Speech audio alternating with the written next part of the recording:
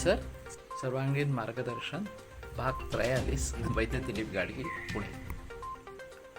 तो हम बात कर रहे थे इन्फेक्शियस डिसीजेस की कि सूक्ष्म जीव जो है माइक्रो ऑर्गेनिजम्स उनके जरिए जो इस प्रकार से रोग निर्माण होते हैं उसमें एक बार एंटीबायोटिक्स निकल आने पर उनकी ट्रीटमेंट का पूरा रूप ही बदल गया और केवल एंटीबायोटिक्स दे देना यही चिकित्सा हो गई। लेकिन वास्तव में प्रतिकार शक्ति अच्छी होना ये भी उसके लिए बहुत ज़रूरी है।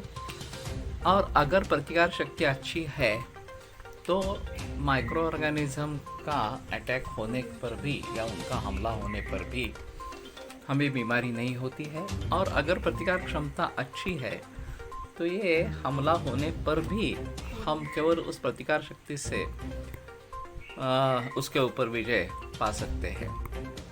तो केवल एंटीबायोटिक्स देना यही उसकी चिकित्सा है, ऐसी बिल्कुल बात नहीं है। लेकिन आगे जो भी कदम एलोपैथी में उठाए गए वो नए नए एंटीबायोटिक्स की खोज इसी प्रकार के रहे। और जो एंटीबायोटिक्स वास्तव में प्रयोग में लाई गई थी उनका ज़्यादा ही सेवन हो गया, अनियमित रूप से हो गया। और फिर इन एंटीबायोटिक्स की इनॉकुलेशंस या वैक्सीनेशंस उन सूक्ष्म जंतुओं के लिए हो गई कि अगर अधूरे स्वरूप में इनका प्रयोग किया जाता है तो उन जंतुओं में इसके खिलाफ प्रतिकार शक्ति बढ़ जाती है, जैसे कि हम वैक्सीनेशन में करते हैं। उसका नतीजा ये हुआ कि उन एंटीबायोटिक्स को अभी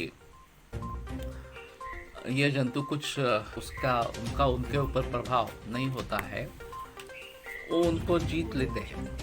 अभी हम अगर यूरिनरी ट्रैक्ट इन्फेक्शन में उस कल्चर का रिपोर्ट देखें तो बहुत सारे एंटीबायोटिक्स को वो रेजिस्टेंस हो गया है, इस प्रकार से दिखता है। तो इसका मतलब ये है कि उन सूक्ष्म जंतुओं ने उस एंटीबायोटिक्स पर विजय पा लिया है।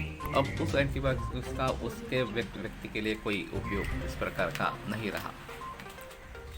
तो अगर यही सिलसिला चलता रहा तो कुछ भी एंटीबायोटिक काम नहीं करेगी और फिर से बड़े एपिडेमिक्स हो गए और लोग मरते जाएंगे। जैसे कि ये स्थिति पुराने ज़माने में देवी रोग के लिए होती थी, या फिर बीच में ये विभिन्न इस प्रकार के वायरल डिसीजेस आ गए, स्वाइन फ्लू आ गया, अभी एक कोविड-19 का ज़माना है, डेंगू बीच में फैल गया इस प्रकार से और कई लोगों की जानें इसमें गई। तो ये नतीजा किस बात का है? ये नतीजा है कि प्रतिकार शक्ति का कम होना। अब प्रतिकार शक्ति किसके ऊपर निर्भर है? तो प्रतिकार शक्ति 3 प्रकार का बल हमारे शास्त्र में बताया गया, आयुर्वेद में। सहजं, कालजं, युक्तिकृतंच।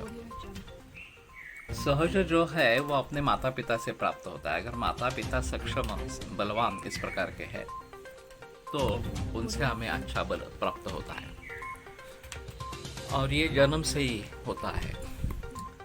दूसरा जो है वो कालज बल है, जैसे कि शीत ऋतु में सबसे ज़्यादा बल होता है, हेमंत और शिशिर इन ऋतुओं में। और ग्रीष्म ऋतु या वसंत ऋतु और शरद ऋतु में मध्यम बल रहता है।